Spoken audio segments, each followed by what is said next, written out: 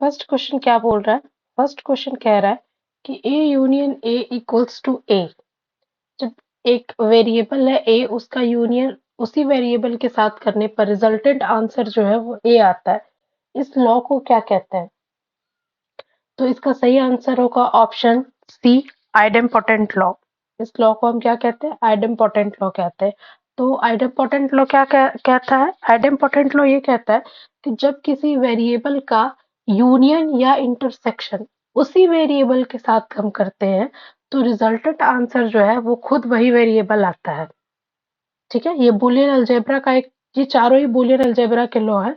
लेकिन इसका सही answer option C, idempotent law क्यों होगा? आइडेम्पोटेंट लॉ ये कहता है कि यूनियन और इंटरसेक्शन उसी वेरिएबल के साथ जब करें तो रिजल्टेंट आंसर क्या है? वही वेरिएबल है। तो the correct answer is option C, idempotent law. The next question is, if fx equals to x plus 1 and gx equals to x plus 3, then f of is, means 4 times of fx equals to what? तो यहाँ पर fx का value दिया हुआ है x plus 1, और अगर हम 4 टाइम्स fx करते हैं तो क्या मिलेगा? x plus 4। और gx इक्वल है x plus 3 के। तो अगर 4 टाइम्स x जो है वो x plus 4 दे रहा है तो x प्लस 4 मतलब x प्लस 3 प्लस 1। यहाँ पर x प्लस 3 gx के इक्वल है, तो इसका सही आंसर होगा g plus 1, option B, g plus 1। The third question is, the context free languages are closed for. Context free languages किसके अंदर क्लोज होते हैं? तो कंटेक्स्ट फ्री लैंग्वेजेस जो है वो क्लोज्ड होते हैं यूनियन और क्लीन स्टार प्रॉपर्टीज के लिए। कंटेक्स्ट फ्री दो चीजों के लिए क्लोज्ड होते हैं, दो प्रॉपर्टीज के लिए क्लोज्ड होते हैं, एक होता है यूनियन और एक होता है क्लीन स्टार। और किसके लिए ये क्लोज नहीं होते हैं? अगर ये पूछा तो ये क्लोज नहीं होते हैं कॉम्प्लीमेंट के लिए, इंटरसेक्शन के लिए और डिफरेंस प्रॉपर्टीज के लिए। तो इसके ऑप्शंस देखते हैं, ऑप्शन में क्या क्या है। इसके ऑप्शन में है 1 and 4, 1 and 3, 2 and 4 and 2 and 3। तो इसका सही आंसर होगा option C, 2 and 4। Context free languages किसके अंदर क्लोज्ड होते हैं? तो union and Kleene star properties के अंदर। The next question is, the following lists are the degrees of all the vertices of a graph. एक ग्राफ के ये सभी क्या है? डिग्रीज दिए हुए हैं।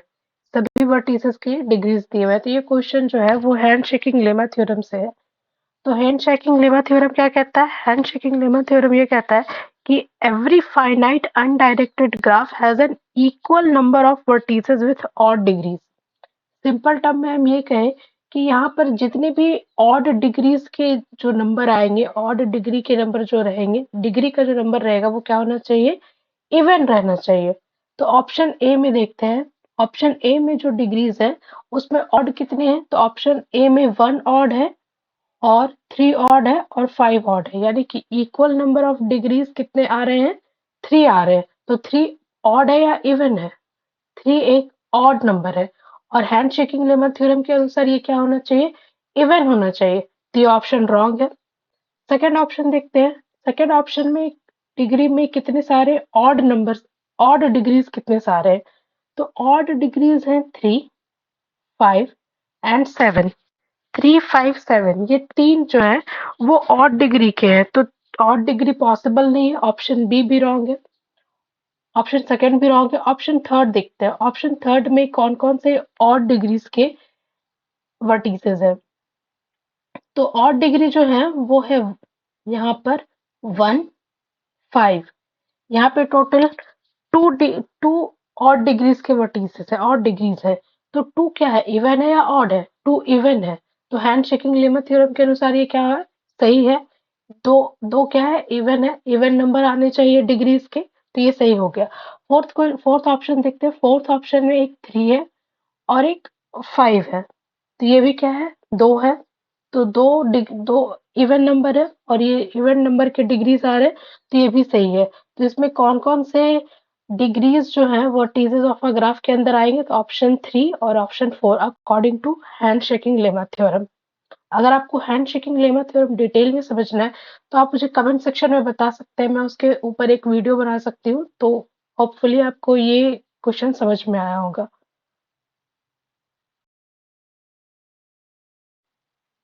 The next question is, if I base m denotes the set of integers modulo m, then the following are fields with respect to the operations of addition modulo m and multiplication modulo m।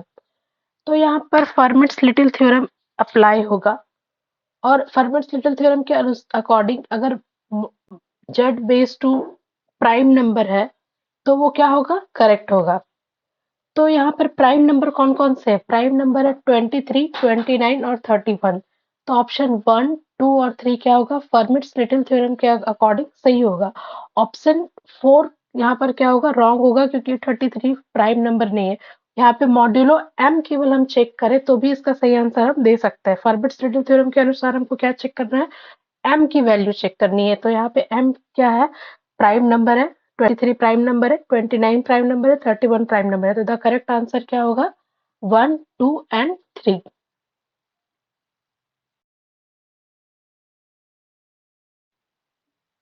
The next question is, an example of a binary number which is equal to its 2's complement is। एक example बोलना बताना है binary number का, जो इसके वो number उसके twos complement के भी क्या आ जाए, इक्वल आ जाए। तो टूज कॉम्प्लीमेंट हम कैसे निकालते हैं, टूज कॉम्प्लीमेंट में हम क्या करते हैं, किसी भी जो बाइनरी नंबर का दिया हुआ है उस सभी बिट्स का हम क्या लेते हैं, सबसे पहले कॉम्प्लीमेंट लेते हैं। मतलब अगर 1 है तो 0 कर दो, 0 है तो 1 कर दो। उसके बाद उसमें क्या करना है, 1 को ऐड करना है। तो इस कंप्लीट ऑपरेशन को हम क्या कहते हैं, टूज कॉम्प्लीमेंट ऑपरेशन कहते हैं। तो हमें बताना है कि ऐसा एग्जाम्पल बताना है बाइनरी नंबर का जो इसके टूज कॉम्प्लीमेंट के इक्वल हो। वो नंबर में जब हम उस सारे डिजिट्स को इन्वर्ट करके जब 1 ऐड करें तो वो क्या है, रिजल्टेंट वही नंबर आ जाए। तो इसका सही आंसर क्या होगा, इसका सही आंसर होगा ऑप्शन बी, 1000। जब 1000 में हम इसका इन्वर्ट करते हैं, कॉम्प्लीमेंट लेते हैं, तो क्या आता है, 0111। और 0111 में जब हम 1 ऐड करेंगे तो क्या आएगा, 1000। तो the correct answer is option C, 1000। The next question is, when a tri-state logic device is in the third state then। जब एक ट्राई स्टेट लॉजिक डिवाइस अपने थर्ड स्टेट में होता है तो क्या होता है, तो ट्राई स्टेट लॉजिक डिवाइस के 3 स्टेट्स होते हैं।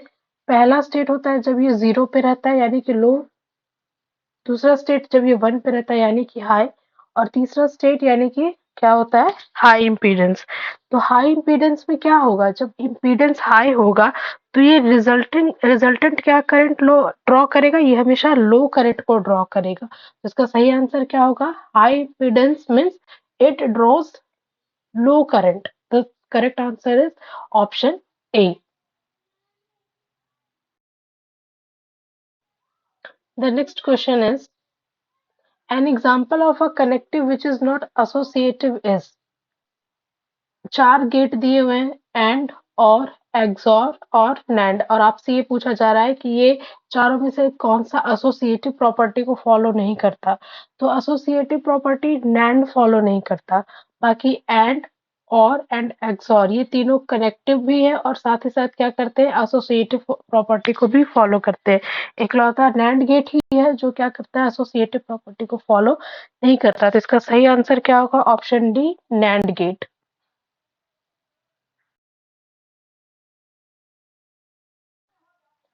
The next question is, essential hazards में अगर इन, essential hazards किस में हो सकता है, कॉम्बिनेशनल लॉजिक सर्किट्स में हो सकता है, सिंक्रोनस लॉजिक सर्किट्स में हो सकता है, asynchronous sequential logic circuits working in the fundamental mode में हो सकता है, या asynchronous sequential logic circuits working in the pulse mode में हो सकता है, किस में हो सकता है। तो एसेंशियल हैजार्ड्स कब होता है और क्यों होता है, एसेंशियल हैजार्ड्स जो होता है वो होता है due to delay in different latches of different flip flop. इसकी वजह से क्या होता है, लॉजिक जो है वो सही तरीके से फंक्शन परफॉर्म नहीं कर पाता। जो 3 मोस्ट कॉमन टाइप के हैज़ार्ड्स जो होते हैं वो होते हैं स्टैटिक, डायनामिक एंड फंक्शंस।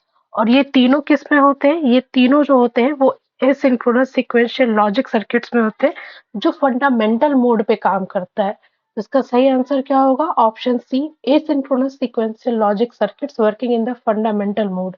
इसमें क्या होता है? एसेंशियल हैज़ार्ड्स हो सकते हैं। The correct answer is option C. आज का जो लास्ट क्वेश्चन है वो आपके लिए है। आप इसका सही आंसर मुझे कमेंट सेक्शन में बताइए। The correct equation of a T flip flop is, T flip flop का कैरेक्टरिस्टिक्स इक्वेशन क्या होता है? तो आपको मुझे कमेंट सेक्शन में बताना है कि फ्लिप फ्लॉप क्या होता है और टी फ्लिप फ्लॉप का कैरेक्टरिस्टिक इक्वेशन क्या होता है।